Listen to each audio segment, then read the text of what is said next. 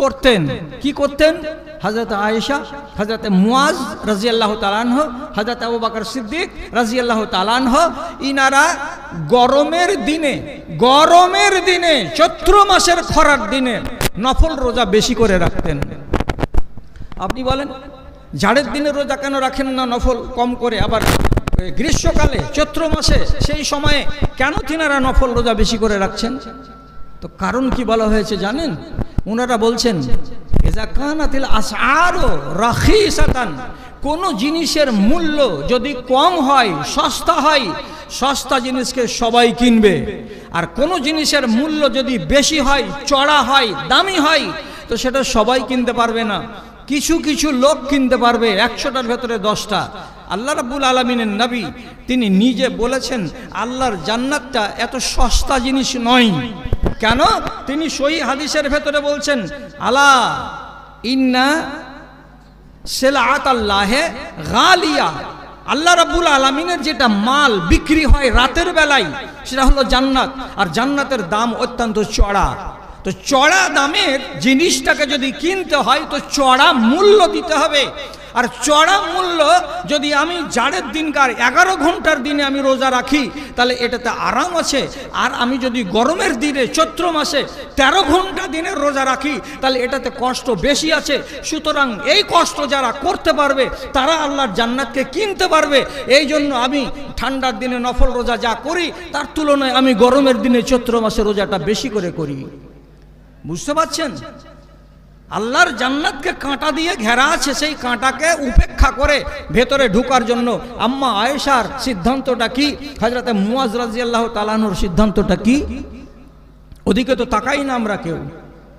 আচ্ছা, আপনি যদি বলেন যে না ওদের দৌড়ে আমরা টিকতে পারবো না, ওনারা হলেন সাহাবী আর আমরা হলাম আদনা দরের মানুষ। হাই সাহেব আপনার টাইম হবে 3:30, বেশি দেরি হবে না। তো খেয়াল করুন কথার দিকে। আমি যে কথাটা বলছি, আপনারা তো হলেন 1450 বছর পরের ইমানদার। তো আপনি কোন পরীক্ষা দিবেন? ইন তুতিউল্লাহ ওয়া রাসূলাহু, আল্লাহ এবং আল্লাহ রসুলের ফরমাবরদারি যদি আমি করতে পারি তাহলে আমি নিজেকে ইমানদার বলবো। আপনাকে আজমাইশের দিকে নিয়ে যাচ্ছি। চৈত্র মাসের গরমের দিনে একটা মহিলা যদি বিলাসপুর থেকে তার বাপের বাড়ি যায় মোহনা, তো তাকে শাড়ি পরতে হবে, ব্লাউজ পরতে হবে, সায়া পরতে হবে, তার উপর একটা বোরকা চাপাতে হবে। আপনি বলুন, যেই চৈত্র মাসের খরার দিনে আমরা গায়ে একটা গেঞ্জি রাখতে পারি না, আর সেই চৈত্র মাসের খরার দিনে একটা মা নিজের গায়ের উপরে বোরকা চাপিয়েছে। কালো জিনিসে রোদ কম লাগে না বেশি লাগে বুঝেন? মহিষকে রোদ বেশি লাগে না কম লাগে বুঝেন? এই যে জিনিসটা কালো তাতে রোদ লাগে বেশি, অথচ মা বোনেরা কি করে? কালো বোরখাকে গায়ে চাপাই, আরো তাপ বেড়ে যায়, ব্লাউজ ঘেমে যায়, সায়া ভিজে যায় ঘামে, তারপরেও তাকে গায়ে চাপিয়ে রাখতে হয়। কেন রাখে? কেন যে রব্বুল আলামিন নিজে বলে দিয়েছেন যে কুল নার জাহান্নামা আসাদ্দ আহারু মিন যালিকা, আসাদ্দ মিন যালিকা। জাহান্নামের আগুন এই দুনিয়ার 44 ডিগ্রি তাপমাত্রার চাইতে হাজার হাজার লক্ষ লক্ষ গুণ বেশি তাপমাত্রার হবে। ওই আগুনকে যদি তুমি সইতে না পারো তাহলে আজকে তুমি তোমার দেহটাকে ঢাকো। এই কষ্ট করতে গেলে এই কষ্ট দিয়ে তোমার জান্নাতকে ঘেরা আছে। আর যদি বলো পারবো না থামতে, এই গরম, আমি খুলে ফেলে দিলাম বোরকা, আমি পাতলা পাতলা কাপড় গায়ে চাপালাম, আমার গলা দেখা যাক, আমার মাথা দেখা যাক, আমার শরীরের কিছু অংশ দেখা যাক, প্রাণটা তো বাঁচছে, জীবনটা তো বাঁচছে, ঠান্ডা তো একটু লাগছে, এই যদি কেউ বলতে যাই তাহলে সে কষ্টকে উপেক্ষা করেছে। আর কষ্টকে উপেক্ষা করতে গেলে আল্লাহর জান্নাতকে পাওয়া যাবে না, কষ্টকে বরণ করে নিতে গেলেই পাওয়া যাবে। কোন বাংলাদেশি কবি লিখেছিলেন, ইমানের দাবি যদি কুরবানি হয়, ইমানের দাবি যদি কুরবানি হয়, সে দাবি পুরাতে যেন তৈরি থাকি আমি ওগো দয়াময়। ইমান যদি আমার কাছে আমার জান চাই, আমি যেন জানটা দেওয়ার জন্য তৈরি হয়ে থাকি। ইমানের দাবি সে তো বসে থাকা নয়, ইমানের দাবি হলো কিছু বিনিময় গো, কিছু বিনিময়। সেই বিনিময় যদি কলেজার ঘাম হয়, সেই বিনিময় যদি কলেজার ঘাম হয়, সে ঘাম দিতেও যেন তৈরি থাকি আমি ওগো দয়াময়। ইমানটা চারটিখানিক জিনিসের নাম নয়।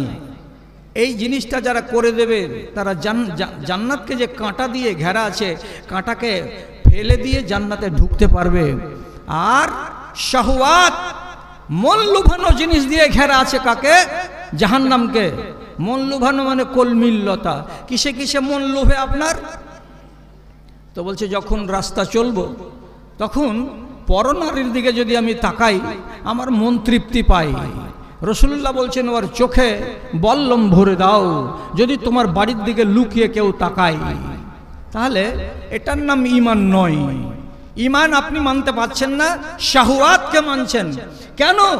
নবীজি নিজের জামাই হযরত আলীকে বলছেন লা তাত্তাবিন নাজরাতুন নাজরাতা, জামাই বাবু একটা অচেনা নারীর দিকে একবার এক চোখ দিয়ে দেখো, তারপরে দ্বিতীয়বার তার দিকে চোখ তুলে তাকাবে না। কেন? ফাইন্না লাকাল উলা, প্রথমবার চোখ দিয়ে দেখেছিলে চিনবার জন্য এটা নর না নারী, এটা কোথাকার। দ্বিতীয়বার যদি তার দিকে তাকাও তো তোমার এই দৃষ্টিতে হতে পারে লালসা থাকবে, হতে পারে কামনা থাকবে। আর কামনা আর লালসার দৃষ্টিতে যদি কেউ আজনাবির দিকে তাকাই তাহলে তার এটা ইমানে বাটা আসবে। অতএব রাসূলুল্লাহ নিষেধ করলেন। আপনার মন চাইছে এটাই, মেলাতে হুড়াহুড়ি করবেন, আপনার মন চাইছে এটাই। এই জন্য কালকের আমতলার জালসাতে দেখতে পেলাম আহারে কমিটি আর আহারে ইমানদার, ওদের গাগুলোকে ধুয়ে মনে হচ্ছে দেশের লোককে পানি পান করে জমজমের মতো করে। বলছে আমরা এই জাম্পিং বসতে দিব না। আর একটা লোক বলছে 2000 টাকা আমাকে দিয়ে দাও, আমি বসতে দিব না। মাদ্রাসার সেক্রেটারিকে বলছে তুমি 2000 টাকা আমাকে দিয়ে দাও, আমি বসতে দিব না। মাদ্রাসাওয়ালার ফয়সালা আমরা বাজার লাগতে দেব না। আর আপনার মতো একজন মুসলমান বলছে আমার গলিতে লাগালাম তো তোমার বাপের কি? তাহলে কচুর পাতের পানি আছে তো আছে, জোরে হাওয়া বলে টুপ করে পড়ে যাবে নিচে। এটার নাম ঈমান? এটা ঈমান নয়। ঈমানটা বড় শক্ত জিনিস। ঈমান একটু ঠেলা পোহাতে হয়। আপনাকে বলে দিচ্ছি, লম্বা ওয়াজ করার আমার কাছে টাইম নাই। আলহামদুলিল্লাহ আমাদের কাছে আজকে বক্তার এক গাড়ি আছে, তার জন্য আমাকে আমার সভাপতি সাহেব আমাকে একটু কম দিয়েছেন, তাতে দুঃখ নেই, আমি খুশি আছি। আর আমাকে জীবনে কেউ 8টাতে টাইম দেয় না। আজকে পেয়েছি তো আর একবার আমি আলহামদুলিল্লাহ পড়ছি যে এত তাড়াতাড়ি আমি টাইম আমার ভাগ্য জোরে পেয়েছি। ভাইরা আমার খেয়াল করুন কথাটার দিকে, যা বলছি আপনাকে হক কথাটাই বলছি। আপনি ইমানদার হবেন, আল্লাহর আদেশকে মেনে নেন। কি আদেশ মানবো আল্লাহ তাআলার? তো আপনি তাকান, আল্লাহর কথাকে মানতে গেলে একটু জানে কষ্ট হবে। নবী নূহ আলাইহিস সালাতু ওয়াস সালামকে নৌকা বানাতে তফসিরে বলছে, বিশ্বস্ত সূত্রে বলছে তাকে 3 মাস টাইম লেগেছিল। কোন লেবার টেবার ছিল না, উনি একাই বানিয়েছিলেন। এক একটা কেউ হেল্পার যদি থেকে থাকে, আপনি বলেন যদি 3 মাস 90 দিন সকাল আর বিকাল ঘাম ঝরিয়ে নৌকাটা তৈরি করলেন, মজা লাগছিল? 12টার টাইমে রোদ, কাঠফাটা রোদ, ঘাম ঝরছে, আর ওই অবস্থাতে তিনি একাই করত চালাচ্ছেন, হাতুড়ি মারছেন, কাঁটা কাটছেন, কেউ হেল্পার নেই। তাহলে এত বড় কাজের আদেশ দিয়েছিলেন আল্লাহ রাব্বুল আলামিন। জানটাতে কষ্ট হয়েছিল না হয়নি? এই কষ্টটাকে মেনে নিয়েছিলেন তিনি। কেন? যেটা আল্লাহর নির্দেশ, আমাকে মানতে হবে। আপনি ভালো করে বুঝুন, আপনাকে বুঝতে বলছি। আল্লাহ রাব্বুল আলামিনের নবী যখন মক্কা ছেড়ে চলে যাচ্ছিলেন মদিনা, 13 বছর ইসলাম মক্কাতে বাঁচার পর যে জায়গাতে তিনি জন্মেছেন, যেখানে তিনি বড় হয়েছেন, যেখানের পাথর নবীজিকে চিনে, যেখানের গাছগাছড়া নবীজিকে সালাম দেয়, যেখানে তার জন্মভূমি, এই জন্মভূমিকে ছেড়ে উনি চলে যাবেন আরেক জায়গায়। মজা লাগবে? আপনি বলুন মজা লাগবে না ঠেলা লাগবে? রাতের বেলায় বের হলেন নবীজি মক্কা ছেড়ে, যখন হিজরত করে চলে যাবেন তখন এমনি করে মক্কার দিকে মুখ করে খাড়া হয়ে বলছেন, ইয়া মক্কা তো লাউলা কুরাইশ আখরাজুনি মা তারাকতুকে, হে আমার জন্মভূমি মক্কা, আমি তোমাকে ছেড়ে যেতাম না যদি আমার বংশের লোক কোরাইশেরা আমাকে এইভাবে বাধ্য না করে দিত, যদি আমার জীবনটাকে তং না করে দিত, আমার জীবনটাকে সঙ্গীন এরা না করে দিত, আমাকে দেশ ছাড়ার জন্য বাধ্য না করে দিত, আমি তোমাকে জীবনে ছেড়ে যেতাম না। খেলা লাগছে না, লাগে না দেশ ছেড়ে যেতে, তবুও যাচ্ছেন। যাচ্ছেন কেন? এর পিছনখানে আবার আল্লাহ রাব্বুল আলামিনের নির্দেশ আছে। এখানে রাজ্য কায়েম হবে না, এখানে রাষ্ট্র কায়েম হবে না, এখানকার লোকগুলো বড় কড়া মেজাজের, এখানকার মানুষেরা অত তাড়াতাড়ি ঈমান আনবে না। এর তুলনায় একটা উর্বর ভূমি আছে, সেই ভূমিটার নাম হলো তাইবা। তাইবা চলে যান আপনি, ওইখানে আপনি পরিবেশ অনুকূলে পাবেন, আর ওইখানে আপনি ইসলামকে প্রচার করার আপনি সুন্দর একটা ব্যবস্থা পাবেন।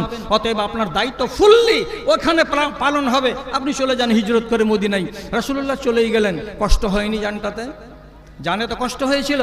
কোলে যদি 6 মাসের বাচ্চা থাকে, আর এত পিয়ারি বিবি হযরতে হাজেরা, তাকে আর কোলের বাচ্চাকে কোলে নিয়ে আর স্বামী ইব্রাহিম আলাইহিসসালাম বাড়ি থেকে বেরিয়েলেন। সেটা হলো প্যালেস্টাইনের এলাকা, আর ওইখান থেকে সৌদি আরবের মাটিতে মক্কার ভূমিতে তিনি আসবেন। পায়ে হেঁটে নাগাড়ে 1 মাসের রাস্তাকে হেঁটে এসে মক্কার কাছে নিজের বিবিকে রেখে দিলেন, বাচ্চাকে রেখে দিলেন। কোনো শব্দ বললেন না, বিবিকে রেখে দিয়ে উল্টা পথে হাঁটা দিচ্ছেন। যখন চলে যাচ্ছেন এখান থেকে রোড পর্যন্ত, হযরতে হাজেরা তখন বলছেন, ব্যাপার কি? যদি পিশাব পায়খানার গরজ থাকে, তা আশেপাশে তো পাহাড় ছিল, পাহাড়ের কিনারায় চলে গিয়ে উনি নিজের পিশাব পায়খানাটা পূর্ণ করে নিতে পারতেন। কিন্তু সোজা রাস্তা ধরে যে চলেই যাচ্ছে আমার স্বামী, তাহলে চলেই যাচ্ছে নাকি, একটু জিজ্ঞেস করে দেখি। তখন এইখান থেকে একটা মহিলা এমনি করে আওয়াজ দিচ্ছে, সহিহ বুখারীর রিওয়ায়াত, ইয়া ইব্রাহিম আইনা তাযহাব। সোজা ভাষা, ইব্রাহিম কোথায় যাচ্ছ? নবী ইব্রাহিমের কোনো জবাব নেই। চলে যাচ্ছি তোমাকে রেখে, তাও নয়। ঘুরে আসছি, তাও নয়। চুপ, কোনো কথা বললেন না। যখন কথাটা একটু মিটলো, 10 সেকেন্ড 20 সেকেন্ড পরে আবার হাঁটা দিলেন উত্তর দিকে। আবার 10 কদম এগিয়ে চলে যাচ্ছেন। সে গিরি পর্বতের রাস্তা, ছোট ছোট ভাঙা রাস্তা। আরেকবার আওয়াজ দিলেন, ইয়া ইব্রাহিম আইনা তাযহাব। এ স্বামী ইব্রাহিম কোথায় চলে যাচ্ছ? আমাকে ছেড়ে, তোমার বাচ্চাটাকে ছেড়ে, দুধের বাচ্চা, আর আমি হলাম একটা অবলা নারী, আমাকে এই জায়গায় ছেড়ে দিয়ে যাচ্ছ? আল্লাহর কোরআন নিজে বলছে এখানে একটা গাছ নাই, গাছড়া নাই, বাড়ি নাই, ঘর নাই, কোনো জনবসতি নাই, কেবলমাত্র আল্লাহর ঘর। কেউ মাঝে মাঝে আসে, তওয়াফ করে নাই, বাড়ি চলে যায়। ওখানে শহর নাই, ওখানে গ্রাম নাই, ওখানে ঘর নাই। এমন নির্জন জায়গাতে আমার মতো একটা অবলা নারীকে আর আমার কোলের বাচ্চাটাকে রেখে দিয়ে তুমি যে চলে যাচ্ছ কোথায়? কেন উত্তর করছো না? ইব্রাহিম নবী উত্তর করেননি। 3 বারের বার। এইবার হযরতে হাজেরা বললেন, একই প্রশ্ন বারবার তাকে করা যাবে না, এবার প্রশ্ন চেঞ্জ করে দিই। প্রশ্ন চেঞ্জ করে 3 বারের বার তখন আওয়াজ দিয়ে বলছেন, আমারাকাল্লাহু বিহাযা ইয়া ইব্রাহিম। ও আমার স্বামী ইব্রাহিম, তোমাকে কি তোমার আল্লাহ আমাকে এইভাবে মক্কা নগরীতে নির্জনে ফেলে দিয়ে চলে যাওয়ার আদেশ করেছেন নাকি? যদি তোমার আল্লাহ আদেশ করে থাকেন তো কোনো কথা নাই, উত্তর করো, তোমার মুখ থেকে উত্তর শুনতে চাই। 3 নম্বরের বেলা যখন হাজেরা এই প্রশ্নটা করলেন, তোমার রব তোমাকে আদেশ করেছেন নাকি, তখন হযরত ইব্রাহিম আধা মাইল 500 মিটার দূর থেকে জবাব দিয়ে বললেন, নাম ইয়া হাজেরা, হ্যাঁ আমার বিবি হাজেরা, আমাকে আমার রব আমার আল্লাহ আদেশ করেছেন। তাহলে আল্লাহর হুকুমে নিজের বিবিকে আর বাল বাচ্চাকে নির্জন ভূমিতে রেখে দিয়ে যে চলে যাচ্ছেন, আপনি বলুন খুব মজা লাগছিল ইব্রাহিম নবীকে? এটা মজার বিষয় নয়, এটা ঈমানের বিষয়। কেন? যে এর পিছনখানে কি আছে? আল্লাহর হুকুম আছে। আর আল্লাহর হুকুমকে মানবো তো আল্লাহ তাআলা সূরা হিজরে কি বললেন, সূরা হুজুরাতে কি বললেন? ইন তুতিউল্লাহ ওয়া রাসূলহু, আল্লাহর এবং আল্লাহর রাসূলের ফরমাবরদারিকে যতক্ষণ তুমি না মানতে পারবে ততক্ষণ পর্যন্ত নিজেকে ঈমানদার বলে দাবি করো না। আমি টাইম শেষ করে দেবো। আমার সভাপতি সাহেব আমি যদি আরো 5 মিনিট আগে ছেড়ে দিই, উনি আমাকে নিষেধ করবেন না, কেন যে টাইমের বড় কাহাতসালি পড়ে গেছে এখানে। একটা কথা শুধু বলি আর বলার পরে আমি শেষ করি। এতটি লোক ঈমানদার আছেন, আপনারা এখানে এসেছেন শুধু কি এই নিয়তে যে মৌলভী জার্জিসের ওয়াজ শুনবো? না, এর সাথে সাথে একটা নিয়ত আপনাদের আছে, মাদ্রাসা বছর অন্তর আমাদের কাছে কিছু চাই, কিছু চাইবে। তো চাইবার যদি মন আর বাসনা আপনার অন্তরে না থেকে থাকে আর আপনি শুধু শুধু শুনতে এসে থাকেন, তাহলে পরে এটা কিন্তু নেহাত ভুল। কেন? আল্লাহ রাব্বুল আলামিন সূরা বাকারার 1 নম্বর পাতাতে 2 নম্বর আয়াতে আপনি কালকে বাংলা তর্জমা খুলে দেখবেন, মুমিনিনের পরিচয় দিতে গিয়ে বলছেন ওয়ামিম্মা রাযাকনাহুম ইউনফিকুন, যা মাল দিয়েছি সেই মালের একটা অংশ খরচ করে যারা, তারা হলো মুমিনিন। তা আপনি ওয়াজও শুনবেন 1 লাখ, কষ্ট করে এসেছেন তার বদলা পাবেন 1 লাখ, তারপরে মাদ্রাসাকে কিছু আর্থিকভাবে সাহায্য দিবেন, এটা হলো 3 নম্বর লাভ, এখান থেকে ফিরে যাবেন সমৃদ্ধ হয়ে যাবেন, এটা হলো 4 লাভ। তো একই উদ্দেশ্যে বেরিয়ে, এক কাজে বেরিয়ে 4-4টা কাজ আপনি হাসিল করবেন। অতএব হাতখানার দিকে লক্ষ্য রাখুন, হাতখানা যেন এরকম কাঞ্জুসের হাতটা না হয়। শেষের বেলায় বলছি, এতটি লোক আপনারা বসে আছেন, নিজেকে দাবি করছেন আমরা ইমানদার, একটাই কথাতে আপনি যেন ফেঁসে না যান। কেন? কষ্ট করতে গেলেই ঈমান হবে। তার উদাহরণ কি দেব? আল্লাহ রাব্বুল আলামিনের নবী বলছেন কুল্লুন মা সাকাতহুল আরজু ফাফিহিল উশরু, আসমানের পানিতে যদি আপনার ফসল হয়ে যায়, তাহলে পরে প্রতি 10 মণে 1 মণ ফসল আল্লাহর নামে দিয়ে দিতে হবে। আপনি তখন বড় বড় করে তাকাবেন আর বলবেন আল্লাহর নামে 10 মণে 1 মণ, এটা কত অন্যায় কথা। অন্যায় কথা নয়, আল্লাহ তাআলা নিজে বলছেন ইন্নাল আরজা লিল্লাহি ইয়ারিসুহা মান ইয়াশাউ মিন ইবাদিহি, সারা পৃথিবীর জমিন হলো আল্লাহর, আপনারও নয়, আপনার বাবারও নয়, আপনার বাপের বাপেরও নয়। যদি আপনার হতো এইরকম মালিকানা, তাহলে আপনার বাপের বাপ যিনি ছিলেন দাদাজির রেকর্ড কাটতো না। আপনার বাপ আপনার দাদার নামকে কাটিয়ে নিজের নামে রেকর্ড করেছিল, মালিক বদলে গেছে, আপনার বাপ মরে গেল, আপনি নিজের নামে সেরেস্তাতে কি করেছেন? রেকর্ড করিয়ে নিয়েছেন। আপনার বাপের যদি জমি হতো তাহলে আপনার নামে ট্রান্সফার হতো না। কেন মালিকানা বদলে যাচ্ছে? আপনারা হলেন মালিক অস্থায়ী, আর আল্লাহ রাব্বুল আলামিন হলেন স্থায়ী মালিক। আপনি কোনোদিন বলবেন না আমার জমি, আমার জমি, আমার জমিতে কে আসবে, কোন লাট আসবে, আমার বলিয়েন না। আর যদি খুব মানে আপনি বাহাদুরি করেন যে আমার জমি, তো তাহলে যান ধুলিয়ানের পার্শ্বে শমশেরগঞ্জ থানাতে, এবার 1 থেকে 3খানা গ্রাম আধখানি কেটে গঙ্গাতে পড়ে গেছে। এমনি করে বুক চাপড়াচ্ছে মেয়ে ছেলে আর লোকগুলো, বলছে আমার বাড়ি কেটে পড়ে গেল গঙ্গাতে। তো তোর বাড়ি হলো তো গেল কেটে রে? আমার জমি কেটে গঙ্গাতে পড়ে গেল, তো তোর যদি জমি হলো তো কেটে গঙ্গাতে কেন পড়লো? সাত বাবাটা কি করছিলি? জমি আমার নয়। আল্লাহ বলছেন জমি আমার, আমি যাকে দিই আমি মেহেরবানি করে দিই। তাহলে আপনাকে দিয়েছে 20 বিঘা, আগামী দিনে আপনি ভুট্টা মারবেন কতটি? তো 20 কুইন্টাল, একটাও বাড়িতে আনবেন। 20 কুইন্টাল বলছি, 200 কুইন্টাল, কেউ মারবে 50 কুইন্টাল, কেউ মারবে 100 কুইন্টাল। যদি কুইন্টালের হিসাবটা করেন তো সেচ দেওয়া ভুট্টা 20 মণে আপনাকে 1 মণ লাগবে, এটা আল্লাহর পক্ষ থেকে অর্ডার। তাহলে আপনি নিজে এবার লুকিয়ে বুকের বুতাম খুলে বুকে হাত দিয়ে বলেন 100 কুইন্টাল যদি আমি ভুট্টা পাই, তো 100 মণ যদি আমি ভুট্টা পাই, বা 100 কুইন্টাল যদি আমি ভুট্টা পাই, তো 20 কুইন্টালে 1 কুইন্টালের হিসাবে 5 কুইন্টাল ভুট্টা আমি আল্লাহর নামে বের করে দিয়েছি, বা আগামী দিনে বের করে দিব, বা আমার মনে আছে যে হ্যাঁ আমি দেব। যদি এই মানসিকতা থাকে তাহলে সাদা কাগজ জমা দিবেন এইখানে সদর সাহেবের ঘরে, আপনার নাম দিয়ে আমি আপনার নামের তলে সহি করে দেব, আপনি একটা ইমানদার। আর যদি 100 মণ ভুট্টা হলো আর আপনি 5 মণ ভুট্টা বের করতে পারলেন না, তাহলে পরে জেনে নিতে হবে আপনি ঠকবাজ ইমানদার। আপনার কাগজ কলমে ওই রকম করে আল্লাহর খাতায় ইমানদার হিসাবে স্বীকৃতি আদায় করা সম্ভব হবে না। কেন? এই ফরমানটা কার? এই ফরমানটা আল্লাহর রাসূলের। মানতে পারছেন যে হ্যাঁ পারছি? মানতে পারেন না? ওই যে না পারি না। না পারতে গেলে ইন তুতিউল্লাহ ওয়া রাসূলাহু, যদি আল্লাহকে ইতাআত করো আর রাসূলুল্লাহর ইতাআত করো তাহলে বুকে ঈমান গেল, আর রাসূলুল্লাহর ইতাআত যদি না করো বুকে ঈমান গেল না। কথা তো বুঝবার। তাহলে আর বেশি আপনাকে বুঝাতে পারলাম না, অনেক সময়ের অভাব। তো এরপরে আমাদের সূচিতে আরো অনেক বক্তা আছেন, হয়তো বক্তাকে ডাক দেওয়া হয়ে গেছে। হ্যাঁ এসছেন বক্তা এসছেন। আচ্ছা শুধু এটাই নিব না আরো নিব? হ্যাঁ আব্দুল জব্বার সাহেব 500 টাকা দিয়েছেন। আলহামদুলিল্লাহ, যতটি কথা হলো কথাটি তাড়াহুড়াতে হলো। আর এই তাড়াহুড়ার কথা কতটা ছুটে গেল, কতটা ট্যাঙ্ক ভেঙে গেল, কতটার হয়তো পাখনা ভেঙে গেল, আমি এটা বুঝতে পারছি।